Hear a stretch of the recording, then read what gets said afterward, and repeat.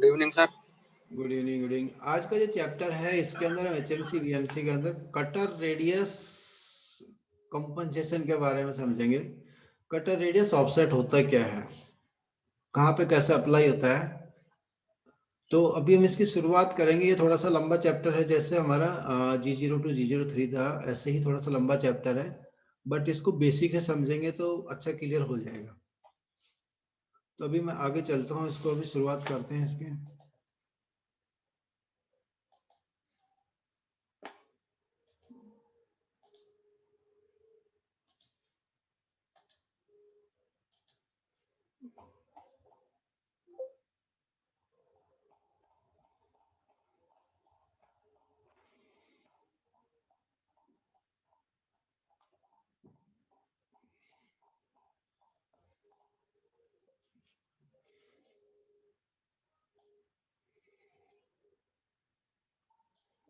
Chapter number 36 HMC VMC cutter radius offset. अभी मैंने थोड़ा सा पीपीटी का डिजाइन चेंज किया कि थोड़ा अच्छी समझ में आए। थोड़ा सा ब्लैक डार्क ज्यादा था, अभी थोड़ा सा इसको अच्छा करने की कोशिश की है। कटर रेडियस ऑफसेट होता क्या है बेसिक? अच्छा, एक्चुअली क्या है कि इसको कई नाम से जाना जाता है, कोई कुछ बोलता है कोई कुछ बोलता है। कई जगह टूल नोच रेडियस बोला जाता है, कटर रेडियस कंपनसेशन बोला जाता है, लेकिन मेन क्या है कि होता क्या है इसमें, इसलिए हम शुद्ध नाम से जानते हैं इसको कि कटर रेडियस ऑफसेट। खाली एक ऑफसेट होता है बस, और कुछ नहीं है। जब हम एक पार्ट का कंटूर, कंटूर मतलब समझते हो, कोई एक प्रोफाइल बनानी है। कंटूर का मतलब जहां पे आपका दो एक्सिस एक साथ साइमल्टेनियसली मूव करते हैं। जब एक पार्ट का कंटूर, जिसे एक प्रोफाइल के रूप में भी जाना जाता है, आमतौर पर जेड एक्सिस की गहराई स्थापित करके एप्लीकेशन को मिलिंग के लिए प्रोग्राम किया जाता है, और फिर कटिंग टूल को एक्स एक्सिस और वाई एक्सिस या दोनों एक्सिस के साथ अलग अलग मूवमेंट किया जाता है। ये प्रोफाइल के लिए होता है। टर्निंग एप्लीकेशन के लिए एक्स एक्सिस या जेड एक्सिस या दोनों एक्सिस का उपयोग एक कंटूर का फेसिंग करने, टर्निंग या बोर करने के लिए किया जाता है। दोनों प्रकार के मशीनिंग के लिए प्रत्येक कंटूर के एलिमेंट्स को प्रोग्राम में मोशन के एक ब्लॉक की आवश्यकता होती है। एक पार्ट का कंटूर, जैसे एक प्रोफाइल के रूप में भी जाना जाता है, आमतौर पर जेड एक्सिस की गहराई स्थापित करके एप्लीकेशन को मिलिंग के लिए प्रोग्राम किया जाता है। फिर कटिंग टूल को एक्स एक्सिस और वाई एक्सिस या दोनों एक्सिस के साथ अलग अलग मूवमेंट किया जा सकता है। टर्निंग एप्लीकेशन के लिए एक्स और जेड एक्सिस या दोनों एक्सिस का उपयोग करें कंटूर का फेसिंग करने, टर्निंग करने या बोरिंग करने के लिए उपयोग किया जाता है। दोनों प्रकार के मशीनिंग के लिए प्रत्येक कंटूर के एलिमेंट्स को प्रोग्राम में मोशन के लिए एक ब्लॉक की आवश्यकता होती है। Contour change point. Contour change point क्या बोलते हैं इसको? कंटूर चेंज पॉइंट इसलिए बोलते हैं कि जब भी कोई आपकी एक्सिस स्टेट चल रही है और कहीं पे मूवमेंट आता है या कहीं पे घूमता है, उस पॉइंट को चेंज पॉइंट बोलते हैं, contour change point. Contour change point के बीच इन मोशन को प्रोग्राम किया जा सकता है। कंटूर चेंज पॉइंट मतलब जहां पे आपका एक मूवमेंट एक्सिस कोई भी मूव कर रहा है, चाहे एक्स में कर रहा है या वाई में कर रहा है, जब दोनों कहीं से मूव होता है, मतलब इंटरसेक्शन पॉइंट हो सकता है या कुछ और भी हो सकता है। मिलीमीटर या इंच में या वे एब्सोल्यूट वैल्यू पोजीशन या इंक्रीमेंटल डिस्टेंस का उपयोग कर सकते हैं। या तो मिलीमीटर में होगा या इंचेज में होगा। मिलीमीटर में वो एब्सोल्यूट वैल्यू पोजीशन या इंक्रीमेंटल डिस्टेंस, दोनों में डिफरेंस क्या बताया है? एब्सोल्यूट की तो वैल्यू है, वैल्यू इसलिए बोलते हैं वैल्यू पोजीशन की कहीं से ये रेफरेंस लेके आया है। इंक्रीमेंटल डिस्टेंस मतलब डिस्टेंस जहां खड़े हो वहां से डिस्टेंस मूव करना है, इसलिए इसको इंक्रीमेंटल डिस्टेंस का बोलते हैं।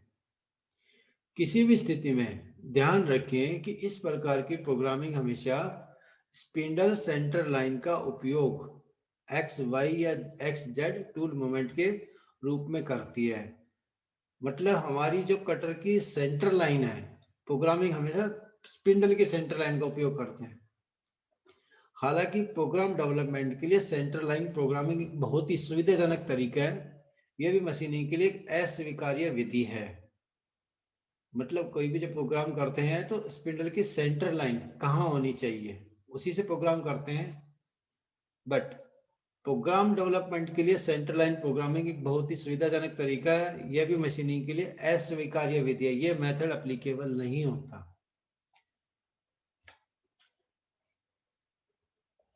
मेटेरियल के संपर्क के दौरान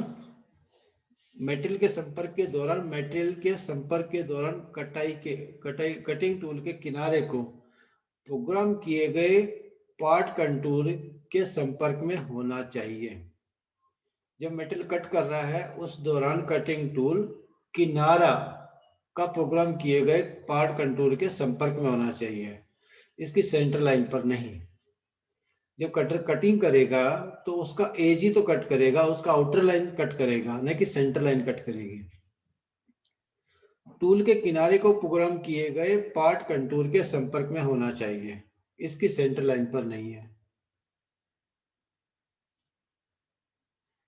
सभी कंटूरिंग ऑपरेशन के लिए वास्तविक टूल पाथ हमेशा कटिंग टूल मोशन के बराबर होता है।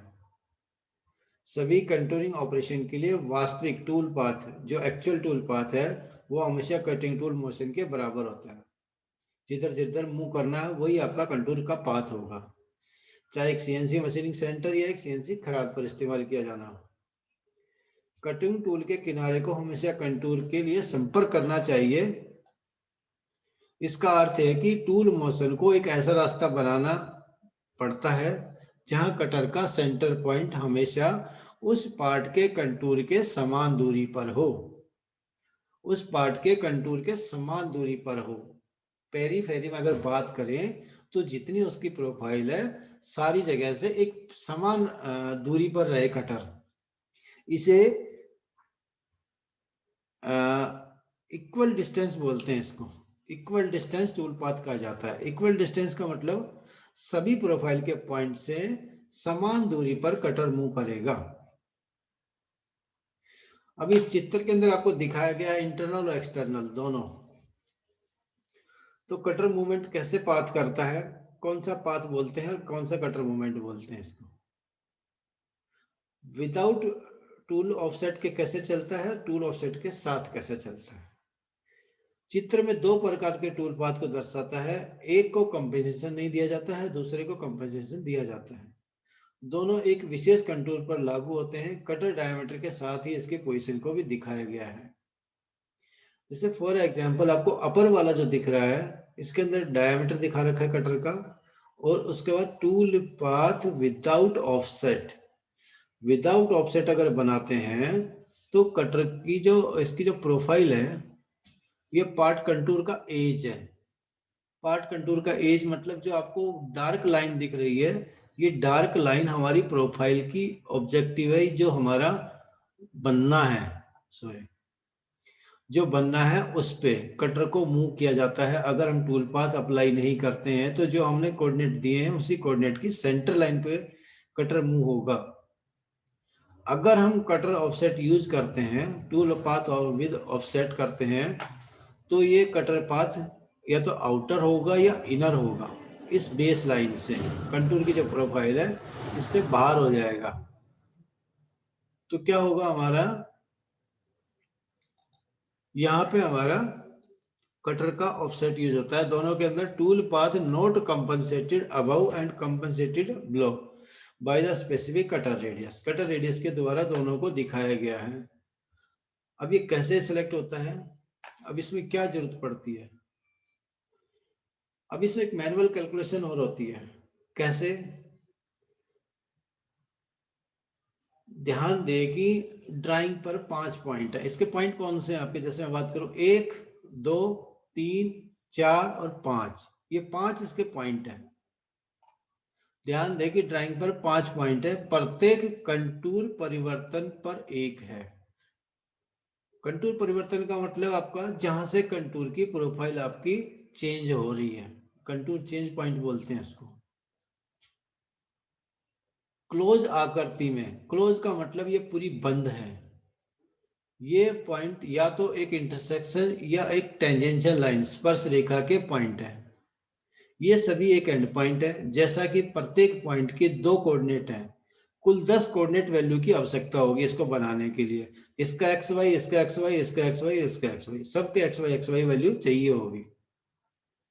इसके अलावा ओपन कंटूर में प्रत्येक कंटूर एंड पॉइंट के साथ होता है। जब ओपन होता है तो जो भी इसका कंटूर का पॉइंट होगा वो एंड पॉइंट ही होगा, लेकिन क्लोज करने के लिए जहां से चालू हुआ वहां पे वापस आना पड़ेगा।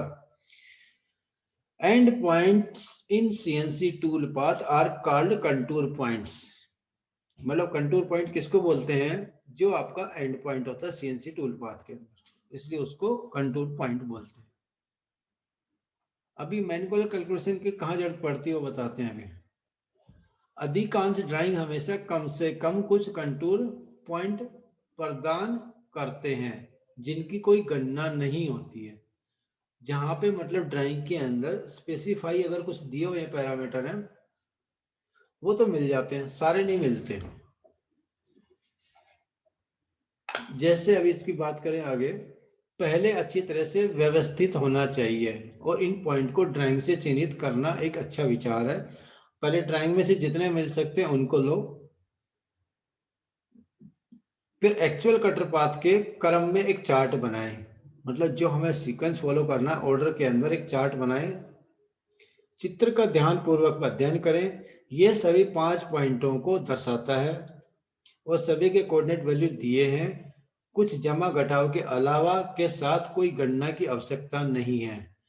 पहले देखो ड्राइंग के अंदर कि कौन से कोऑर्डिनेट दिए गए हैं, किस में घटा गुना करने की जरूरत है और कौन से ऐसे पॉइंट है जहां पे कैलकुलेशन करने की जरूरत है, लेकिन कुछ पॉइंटों में जरूरत पड़ेगी। Cutting tool path point P1, P2, P3, P4, P5 and P1 के क्रम में, मतलब जहां से चालू हुआ वापस वहीं पे बंद करना है। यह भी ऑर्डर है कि कोऑर्डिनेट सीएनसी प्रोग्रामिंग में दर्ज किए जाएंगे, क्योंकि जो वैल्यू निकाली है ये प्रोग्राम में हमें डालनी है। इस सरल कंटूर में आवश्यक 10 कोऑर्डिनेट वैल्यू में से 9 प्रदान किए गए हैं। P3 के लिए जैसे अभी ड्राइंग की बात करें, इसके अंदर आपको ये वाला पॉइंट दिया गया है, यहाँ से ये पॉइंट दिया गया है और ये वाला रेडियस की वैल्यू अगर हाफ कर देंगे तो ये एक क्वार्टर बना हुआ, तो ये सीधा सिंपल आ जाएगा, यहाँ का भी पॉइंट आ जाएगा, यहाँ का भी आएगा। अब बचा पॉइंट हमारा यहाँ का, ये पॉइंट इसमें नहीं दिया गया है, तो इस पॉइंट को कैसे निकालेंगे? इस सरल कंटूर में आवश्यक 10 कोऑर्डिनेट वैल्यू में से 9 प्रदान किए गए हैं। P3 के लिए लापता y कोऑर्डिनेट एकमात्र अपवाद है, मतलब एक हमारे लिए एक ऑब्जेक्ट है, यह ड्राइंग पर दी गई नहीं है, इसकी गणना की जानी चाहिए। चाहे कटर रेडियस ऑफसेट का उपयोग किया जाए या नहीं, तो हमें तो चाहिए होगा इसका पॉइंट। कुछ गणना हमेशा आवश्यक होती है, ये उनमें से एक है। आखिरकार हाथ से मैनुअल प्रोग्रामिंग की जाती है। ट्रिग्नोमेट्री पद्धति का उपयोग करना है और सभी 5 पॉइंटों को एक छोटी तालिका टेबल चार्ट में समेटा जा सकता है। मतलब सबको एक टेबल में लिखना है। कैसे? जैसे ये पॉइंट दिख रहा है आपको, तो ऐसे इसको अगर पॉइंट को लिखेंगे, x0 y0 हमने P1 पे बनाया है, तो P1 का पॉइंट हो गया x0 y0, देन P2 का हमारा y हो गया, x हो गया 0, y 1.125 जो हमारा ड्राइंग में दिया गया था। P3 का x दिया हुआ है लेकिन y नहीं है। P4 का x और y दोनों है, P5 का भी x y दोनों है। Contour change point required by the cutter path. अब कटर पाथ को अगर घुमाना है तो P3 की y की वैल्यू नहीं पता, तो ये वैल्यू कैसे निकलेगी इसका थोड़ा सा मैं बताता हूँ, ज्यादा समय तो नहीं है, फिर भी बताने की कोशिश करता हूँ इसको। अब इसको निकालने का तरीका क्या है कि पहले हमें यहाँ पर पॉइंट निकालना पड़ेगा जिस एंगल पे दिया गया है ट्रिग्नोमेट्री के द्वारा। कैसे? P1, P2, P3, P3 का y कैसे आया? y 1.8561। तो हमारा a क्या है जो हमें नहीं पता, डिस्टेंस वो निकालना है। x कितना है? 2.25, तो इसका 2.5 इंटू टेंजेंट 18 की वैल्यू आएगी। a इज इक्वल कैलकुलेट करके 0.7 आया और P3 की y वैल्यू ये आ गई, प्लस में 1.125 प्लस a 1.125 नीचे से है और पॉइंट a की वैल्यू कितनी आएगी? 0.7311, तो 0.7311 ऐड करके 1.8561 आएगा, तो ये वैल्यू हमारी ऐसे निकल गई। तो इस तरह की अगर कोई प्रोफाइल आती तो इस तरह का पॉइंट निकाला जा सकता है। ट्रिग्नोमेट्री के द्वारा, क्योंकि ये ट्रिग्नोमेट्री से ही निकलेंगे, या फिर हमारे पास इसको ड्राइंग हो जिसमें हम ड्रा कर सकते हो। जब एक बार सभी कोऑर्डिनेट ज्ञात हो जाते हैं तो कटर पाथ को शुरू करने के लिए पर्याप्त डेटा होता है, लेकिन केवल तभी जब कटर रेडियस ऑफसेट सुविधा का उपयोग किया जाता है। हालांकि इस समय ये इरादा नहीं है कि स्पष्ट करने के लिए कि पॉइंट का एक नया सेट ढूंढना होगा। कटर सेंटर के लिए कोऑर्डिनेट ये जैसे ढूंढा हुआ है इसी के लिए लिखा है। अब आता cutter path centre point. Cutter path का सेंटर पॉइंट क्या है? पहले तो मैनुअल कैलकुलेशन आया था। अभी कटर पाथ का सेंटर पॉइंट कैसे निकाला जाएगा? मिलिंग एप्लीकेशन के लिए एक कटिंग टूल हमेशा गोल होता है। कोई भी मिलिंग करेंगे तो उसमें टूल रोटेट होता है, तो एक राउंड टूल ही होगा। और राउंड टूल नहीं भी हो तो एक एक्सिस पे घूमेगा तो राउंड ही बनाएगा। जैसे एक एंड मिल, उदाहरण के लिए एक निश्चित साइज का एक डायमीटर होता है, कोई एक फिक्स साइज का कोई डायमीटर होगा उस टूल का। यहाँ तक कि टर्निंग और बोरिंग के लिए उपयोग किए जाने वाले टूल का एक रेडियस से एंड होता है, जिसे एक टूल नोज रेडियस कहा जाता है। भले यह रिलेटिवली छोटा हो, बेशक हम सभी जानते हैं कि किसी भी गोल वस्तु का एक सेंटर होता है। मिलिंग कटर का एक खराब टूल टिप गोल ऑब्जेक्ट है, इसलिए इसके पास एक सेंटर है। यह मूल्यांकन थोड़ा बहुत प्राथमिक लग सकता है, मतलब प्राइमरी है, और यह है कि लेकिन यह भी आधार है। प्रमुख एलिमेंट संपूर्ण कॉन्सेप्ट कटर रेडियस ऑफसेट को समझना है। प्रत्येक control system cutter radius offset के से संबंधित सुविधाएं प्रदान करती हैं। प्रत्येक control system cutter radius offset से रिलेटेड जितने भी फीचर हैं जो चाहिए होती है वो सब सुविधाएं देती है चलाने के लिए, कंट्रोल कोऑर्डिनेट के लिए नहीं। अभी उदाहरण क्या है इसका मीनिंग समझाता हूं आपको। जैसे कोई भी अगर हम कोई भी मेटल काटते हैं कहीं से, तो जिस टूल से काटते हैं उस टूल की जो शेप है उस शेप का प्रोफाइल उसके अंदर बनेगा और वो उससे ज्यादा या कम बनेगा। फॉर एग्जाम्पल आपको मैं सीधा सिंपल वे बताता हूँ, इसको पढ़ने की जरूरत नहीं है। जैसे क्या होता है, एक चम्मच लो आप, उस चम्मच से अगर हम कोई घी निकालते हैं या कोई भी कुछ ऐसा सॉलिड लिक्विड मेटल वैसा निकालते हैं जिसको सेमी लिक्विड बोलते हैं, मतलब थोड़ा सा सॉलिड होता है, उसको अगर निकालेंगे तो जो शेप चम्मच की है उस शेप से बड़ी शेप बनेगी, हमेशा बनेगी ना। तो अभी उसी उदाहरण को समझते हैं, हम क्या करते हैं कि टूल जब भी चलाएंगे तो जिस शेप का है उससे थोड़ा ज्यादा ही बनाएगा। उदाहरण के लिए लकड़ी से बाहर एक निश्चित शेप में कटिंग करने के लिए एक electrical router tool. Router tool क्या होता है आपका? एक प्रोफाइल वाले टूल होते हैं, जैसे आपका ये क्या बोलते हैं आपका, लकड़ी ये पहिए पाए पाए बनाए जाते हैं खाट के, या कोई टर्निंग का कोई भी चीज हो सकती है जिस टूल से निकाला जाता है। अब इसके लिए क्या जरूरत पड़ती है? जो रिक्वायर्ड शेप है उसके लिए एक पेंसिल का रूपरेखा का उपयोग करते हुए राउटर बिट को टूल में रखा जाता है और काटना शुरू होता है। कहाँ पे? यह उल्लेखित आकृति के बाहर काटना शुरू कर देता है, जो प्रोफाइल दी हुई है उससे बाहर, अन्यथा टुकड़ा कटिया या बहुत बड़ा या बहुत छोटा होगा। एक ही प्रक्रिया का उपयोग हाथ या इलेक्ट्रिक आरी के साथ बोर्ड को काटते समय किया जाता है। आरी की चौड़ाई की भरपाई की जाती है। जब आरी से काटते हैं तो उसके लिए तो वो जो मेटल कटा है उससे वो मेटल तो निकल गया ना, उसकी जो शेप है वो रेडियस उससे बड़ा बनेगा ना। फॉर एग्जाम्पल जैसे आरी से अगर काटेंगे तो जो आरी से कटा हुआ हिस्सा अंदर का और बाहर का दोनों की शेप में चेंज होगा। अगर हम कोई राउंड काटते हैं तो कितना ज्यादा होगा? जितना उसकी ब्लेड की थिकनेस होगी, ब्लेड की थिकनेस होगी आरी की, उतना हमारा रेडियस बड़ा बनेगा। अगर हम R20 का रेडियस काटा है लकड़ी के ऊपर, तो R20 का सेंटर लाइन पे काटा है ना, तो अंदर वाला रेडियस उसका कम होगा। अगर 2 मिलीमीटर की थिकनेस का है तो उसका रेडियस नीचे वाले का 19 हो जाएगा, क्योंकि 1 मिलीमीटर पर साइड जाएगा, तो नीचे वाले का 19 हो जाएगा, ऊपर वाले का 21 हो जाएगा। ये एक्टिविटी इतनी सरल है कि ये गंभीर सोच के बिना आपको अपने आप भी हो सकती है। राउटर बिट रेडियस या आरा चौड़ाई में कटिंग से पहले उसके दौरान कंपेंसेशन दिया जाता है। जब इस तरह की शेप काटेंगे तो हमें आउटर एक पेंसिल से लाइन लगा लेंगे कि इतना तो हमें फिट करना ही है, उससे बाहर का काटना है।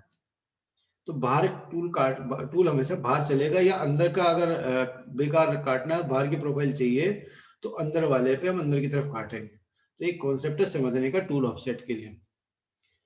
कैसे? जैसे लकड़ी की रूपरेखा का पालन किया जाता है, वैसे ही मशीन वाले हिस्से को रूपरेखा कटर रेडियस द्वारा ऑफसेट की जाने वाली रूपरेखा मतलब आउटलाइन, रूपरेखा का मतलब यहाँ पे समझो आउटलाइन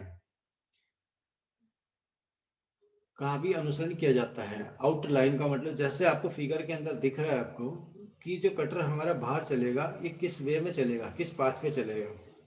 P1 से P2 पे गए तो P2 पे गए तो सीधा स्ट्रेट चलेंगे, लेकिन P3 से P4 पे जाएंगे तो कटर हमारा बाहर जा रहा है दोनों डायरेक्शन के अंदर। तो ये इजी सिंपल वे नहीं है, जैसे 90 डिग्री कट जाता है ना वैसे तो कट जाता है, लेकिन ये एज ऐसे नहीं बनता। इसके लिए हमें कैलकुलेशन की जरूरत पड़ती है, वो इस चैप्टर के कल बताया जाएगा इसका, बट होता है इसमें, बताऊंगा अभी। कटिंग टूल सेंटर द्वारा उत्पन्न, कहाँ पे घुमाए? कौन सा? ये P1 से P2 तो ठीक है, P2 से P3 के लिए गया है, यहाँ पे एंगल बन गया है। यस, तो इसके लिए क्या होगा, इसके लिए कुछ कोऑर्डिनेट में एक्सेस दिया जाएगा, सिंपल काम नहीं होगा यहाँ पे। ये इसका कॉन्सेप्ट भी बताऊंगा इसमें, जब ये कटर रेडियस कंपनसेशन भी कैसे काम करता है। जब आपका जैसे रेडियस के अंदर जो एंगल काम करता था ना आपका, अगर रेडियस 180 है या 180 से कम है या ज्यादा है, G02 के अंदर हमने पढ़ा था ना, समझा था। सेम वैसा ही कॉन्सेप्ट यहाँ पे भी अप्लाई होता है, क्योंकि डिफरेंट डिफरेंट लाइट की शेप बनती है, तो उसके बारे में थोड़ा सा लंबा टाइम लगेगा, वो बताऊंगा। लेकिन इसके लिए थोड़ा सा अलग लगेगा, सिंपल वे में कट नहीं कटेगा, ये तो बाहर के तो कट जाएंगे, रेडियस तक बन जाएगा। लेकिन P3 बनाने के लिए टूल को हमें एक्स्ट्रा बाहर खींचना है, क्योंकि इस पाथ की अगर बात करें तो ये टेंजेंशियल बाहर जा रहा है, ये बाहर कितना जाना है ये कैलकुलेट करना पड़ेगा, और ये कितना एक्स्ट्रा गया है यही बात करेंगे। क्योंकि होता क्या है कि अगर मैं इससे कटर का रेडियस सीधा लेता हूं तो इतना नहीं जाएगा, ये उससे एक्स्ट्रा जाएगा, ऐसे ही एक्स्ट्रा ऊपर जाएगा। कितना जाएगा, वो कटर का रेडियस कंपनसेशन से टेंजेंशियल पॉइंट निकालना पड़ेगा, इसका कितना बाहर गया है।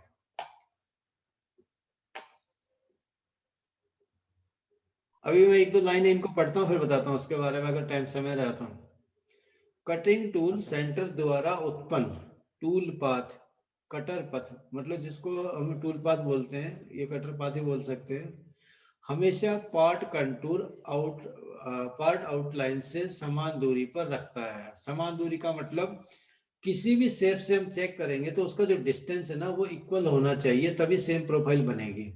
ये ऐसा नहीं है कि यहाँ से अंदर घुस गया तो यहाँ से बाहर निकल गया, तो वो इक्वल डिस्टेंस होना चाहिए। इस प्रकार के टूल पाथ के लिए एक विशेष नाम भी है, इसे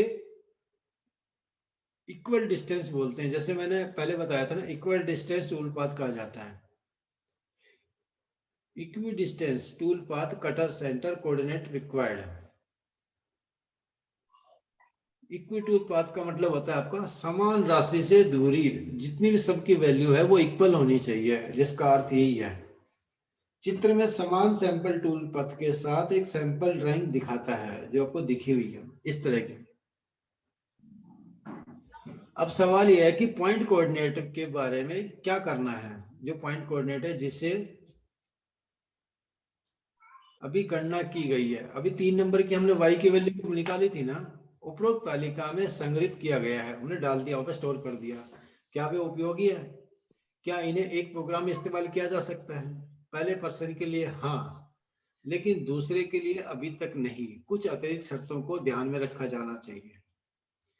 प्रोग्राम में अंकों के एक नए सेट की गणना करने के लिए, प्रोग्राम में अंकों के एक नए सेट की गणना कैलकुलेशन करने के लिए मूल पुराने सेट का उपयोग किया जाएगा।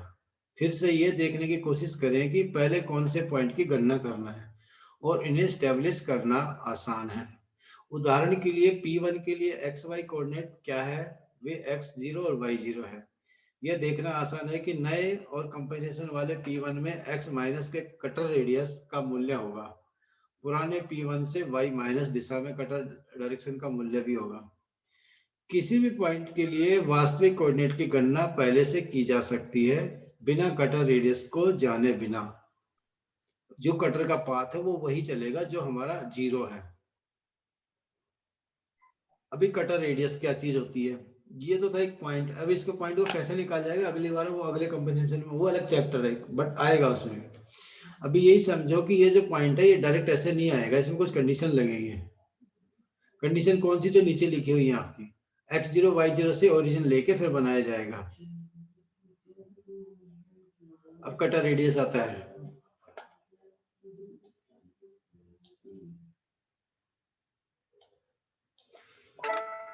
कटर रेडियस एकमात्र रेडियस हमेशा एक नए टूल या उन टूल पर जाता है जिन्हें शारीरिक रूप से मापा गया है।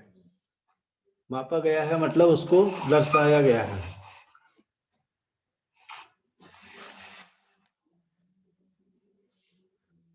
एक कटर का नाम मात्र मतलब नॉमिनल, एक कटर का नॉमिनल रेडियस हमेशा एक नए टूल का मतलब क्या होता है कि जो बिल्कुल फ्रेश टूल लिया है और उस टूल पर जाना चाहिए जिसे शारीरिक रूप से मापा गया है। मतलब जितने साइज का टूल हमने लिया है उसी साइज का टूल होना चाहिए।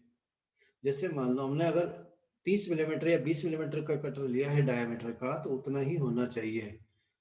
और जहां पे हाई एक्यूरेसी के कार्य के लिए जरूरत पड़ती है, हाई प्रिसीजन की, कटर रेडियस लगभग ज्ञात होना ही चाहिए।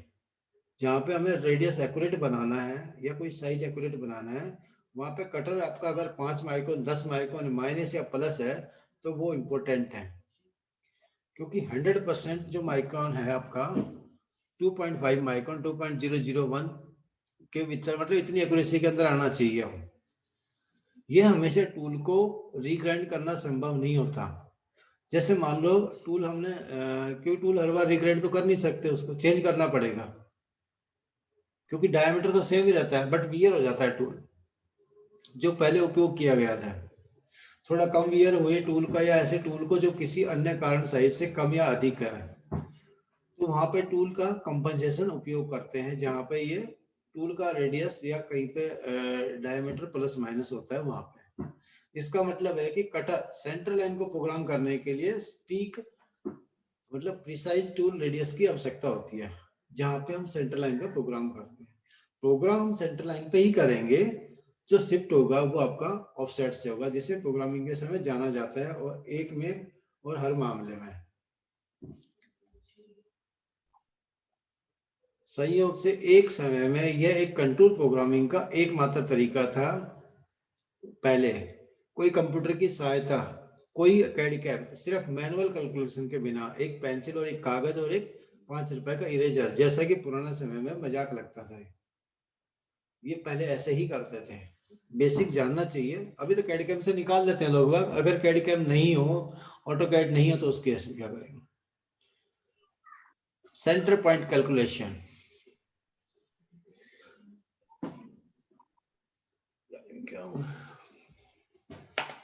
Centre point calculation, coordinate point पहले चित्र में प्रत्येक कंट्रोल चेंज पॉइंट पर एक कटर रेडियस के सेंटर का प्रतिनिधित्व करता है। कोऑर्डिनेट पॉइंट पहले चित्र में प्रत्येक कंट्रोल चेंज पॉइंट पर, जो हमारा चेंज पॉइंट है जहां से हमारा टूल पाथ मूवमेंट हो रहा है, वहां से प्रतिनिधित्व करता है रेडियस के सेंटर का। अब एक और आवश्यकता को चित्र में लाया जा सकता है, कटर रेडियस का साइज। फिर 5 पॉइंट का एक नया कोऑर्डिनेट सेट विकसित किया जा सकता है। उदाहरण के लिए इतने डायमीटर का एक एंगल ले आओ तो 0.35 का रेडियस होगा।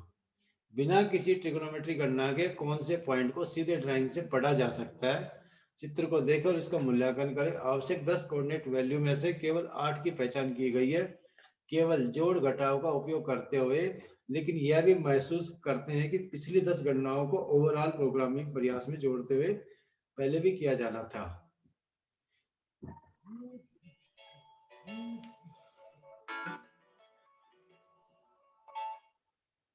वो भी से बात करिए नहीं। अभी आता है कटर सेंटर प्रोग्रामिंग पर चर्चा समाप्त करने के लिए P2 P3 के लिए 2 बिंदु y वैल्यू की गणना की जानी है। अभी P2 का कटर बाहर है, ये ऐसा है कि इसमें कटर सेंटर प्रोग्रामिंग पर चर्चा समाप्त करने के लिए P2 P3 के लिए 2 y वैल्यू की गणना की जानी है। कैसे? Figure show R little or point P2 calculation. The trigonometry method its subject programmer have to know how to work with it parts of mathematics extended to CNC programming. Cutter radius path. अगर मैं उसको बिना compensation के use करता हूं तो सबके लिए कटर रेडियस हमारा कम ज्यादा होगा। अभी जैसे इसमें क्या है कि अगर मैं ले रखा जैसे x0 y0 था पहले वाले में, इसमें हमने कटर रेडियस अप्लाई करते ही कितना होगा 0.375, जितने का हमारा रेडियस है वो सब प्लस माइनस होगी। लेकिन इस केस में यहाँ लफड़ा हो गया, ये वाला पॉइंट हमें नहीं पता, वही निकाल सकते इसको निकालने के लिए माथापच्ची करनी पड़ेगी। तो इन चीजों को कंट्रोल करने के लिए ये हम टूल रेडियस ऑफसेट का उपयोग करते हैं। वो कल चैप्टर में बताऊंगा कि कैसे उपयोग करते हैं इसको। इससे रिलेटेड अगर कोई क्वेश्चन है पूछ सकता है। सर आज की पीपीटी को ना डाल देना ग्रुप में ताकि इसको पढ़ लें। ठीक है, बिल्कुल डाल देंगे। हाँ, आज का थोड़ा कम समझ आया है सर। अभी क्या है कि जितना डीप में जाएंगे ना, अभी मेरी जो हाँ जी प्रोग्रामिंग थोड़ी सी एडवांस है, हाँ जी, हाँ जी, डीपली नॉलेज है, थोड़ा सा समझने में टाइम बेटर मिल लगता रहा है है। सर वो तो। हाँ मतलब अच्छा, मतलब ऊपर ऊपर नहीं डीपली ज्ञान मिल रहा है, बेसिक कंसेप्ट क्लियर हो रहा है। हाँ, थोड़ा हो सकता है एक बार अगर में हमारे समझ में पास ना कैड आए। कैम ना हो तो ये बहुत बेटर ऑप्शन बताया ना सर आपने। हाँ हाँ,